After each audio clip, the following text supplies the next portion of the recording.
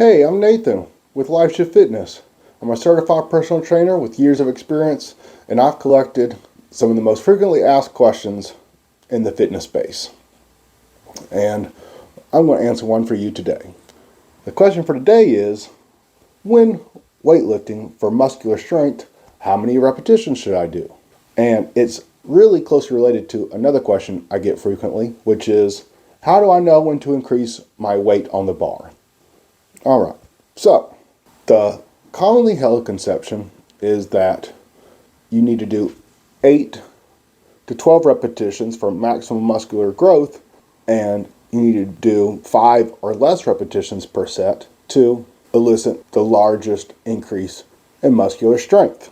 This is true, but there is some nuance to that, because although sets of 5 are the best for increasing your muscular strength, and anything less than 5 also performs the same function, how low can you take the repetitions in each set and still get the best of both worlds between risk of injury and strength increases?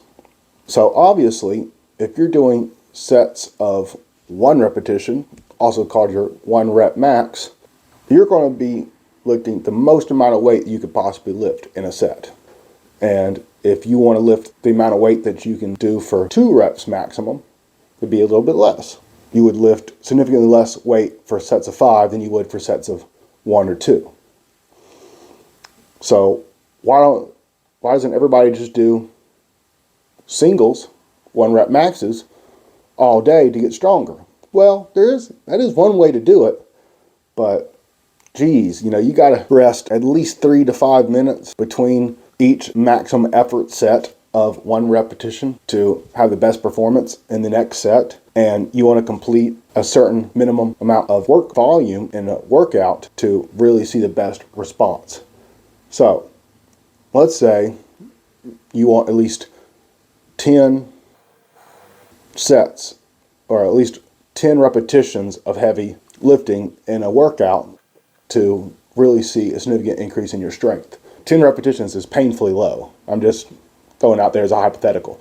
If you go 10 repetitions in a workout of high effort sets, working with 1 repetition maximum weights, then if you plan to take a minimum of 3 minutes rest between each set, that's already 30 minutes that you're contributing to just that 1 lift.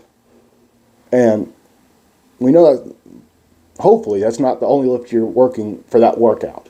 For bench press, for example, if you're trying to get stronger in the 3 main lifts, bench press, squats, and deadlifts, you would want to either do bench press and squats or accessory exercises like some arm isolation, leg isolation exercises, so on and so forth in that workout. Well, if you're already contributing 30 minutes of your workout to just 1 lift, that's a huge consumption of your time. Is that the best? Probably not. And once you get to sets 7, 8, and 9 of these 1 repetition sets, your form's starting to break down lifting these 1 rep max sets. So you may be able to do 3 sets of 1 repetition, working with as much weight as you could possibly lift for 1 repetition, and then take 30-minute breaks. But by the time you get to 6, 7, 8, your injury risk is compounding with every set as your stabilizer muscles weaken. So, for example, in the squat, it uses your quadriceps in front of your thighs, your glutes, and your spinal erectors, or the muscles of your lower back. Well, your legs may be ready to push through set after set after set, but the spinal erectors are eventually going to give out, in all probability, before your thighs and glutes do, meaning you're going to run a high risk of pulling your spinal erector or the lower back muscles before your legs are sufficiently exhausted. And it is a way of getting stronger, but I think it would be more intelligent to do sets of 3, 4, or 5 to train for maximal strength. Now, there's nothing wrong with peaking at the end of a block, of a strength training block where you do sets of 5, maybe work up to sets of 3, and then 1 week you do a couple sets of 1 repetition max. That's definitely a way to build a program. Should you build a whole program based on 1 repetitions per set? Probably not. So we know that doing 1 to 5 repetitions per set is the best for gains in muscular strength. All right, so on to the question, how do I know when it's time to add weight to the bar? Well, you want to be comfortable lifting the weight you've already got on the bar before you add more weight. And you're like, nah, duh, Nathan, no, I knew that. Okay, so what we're going to do here is we're going to utilize a scale that helps you estimate how hard you're working in the set to let you know when it's time to increase the weight. There's 2 different ways of doing this. The most popular method is probably your RPE, or rate of perceived exertion, and this is on a scale from 1 to 10. So let's say you're doing sets of 5 and you rack the weight and you're like, boy, I could have done like 4 or 5 more repetitions with that.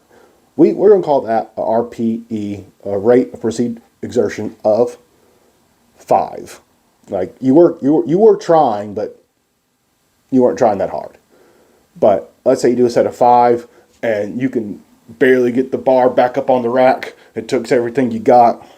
Call your mom, tell her you love her because you almost died.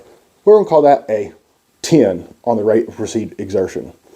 So anytime you're working with a weight for a certain amount of sets and you find in the last couple sets, or maybe the second to last set, you're like a RPE of 10, calling your mom, telling her you love her, and then on the last set of the workout, you go to failure, meaning someone has to run over and pull the bar off your chest because you stopped halfway up and it just started descending until it started suffocating you and you started calling for help, possibly your mom.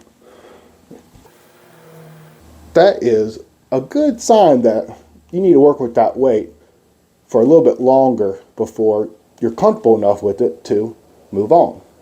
So once you've done that same weight for a couple more workouts, depending on how advanced you are, depends on how quick you'll gain strength, right? So if you're a complete newbie in the gym, you're going to gain strength really quickly and be able to add weight almost every week.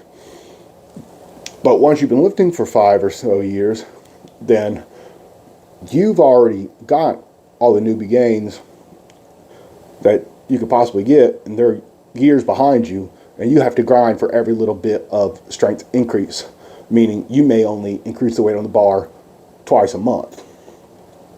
But that's fine. At that point, you've gotten so strong over 5 years of lifting that even getting even stronger takes that much more work. So once you work with the weight long enough to where it comes down to an 8 or below on your rate of perceived exertion, then you may be able to add 2.5 or 5 more pounds to the bar, depending on the lift. Obviously, 2.5 to 5 pounds on a bench press is a big deal, but not on a deadlift. So if you're pulling weight off the ground, you may be able to add 10 pounds and start working with that weight till it becomes more comfortable. I want to go ahead and mention that another way that has become popular to measure how hard you're working in a set is RIR, or reps in reserve, which works pretty much with opposite numbers with the way you would measure the rate of perceived exertion. So how many reps are in reserve is when you rack that weight at the end of the set, how many more repetitions could you have done before going to failure?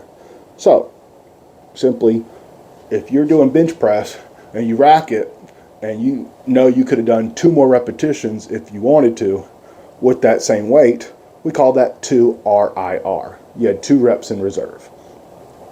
That's kind of similar to a 8 on the RPE, because if you're working at sets of an 8 RPE of rate of exertion, then it probably means it's hard, but you probably could squeeze out a couple more repetitions. Just like a 2 RAR means you could have squeezed out 2 more repetitions. So, if you're working at a 10 of the rate perceived exertion, rack the weight, call your mom, tell her you love her, you almost died. That's the same as a 0 RAR. When you rack the weight, you had nothing left. Just like a 9 is almost a 10 on the rate of perceived exertion. You're trying almost as hard as you can, and that's equivalent to a 1 on the reps in reserve, which means you barely had one more repetition in you for that lift. Obviously 8, 2, 7, 3, you get the point. So, those are some good methods for you to start experimenting with, conceptually getting familiar with, to measure how comfortable you are with each set of exercise. So, what's the best repetition range for strength? 1 to 5 repetitions. I would stay closer to the 5 repetitions. Do sets of 3 sometimes. Be really reluctant to do sets of 1. Highly fatiguing to do sets of 1. Enormous amount of time in the gym with a sufficient amount of breaks. How do you know to add weight to the bar? When your rate of perceived exertion was set using that weight for the amount of repetitions you're shooting for, comes down to an 8 or below, or you have at least 2 or 3 reps in reserve for your prescribed amount of repetitions. All right, so that's the question for today. I'm Nathan with LifeShift Fitness. I'm a licensed professor, certified personal trainer, and I'll see you in the next one.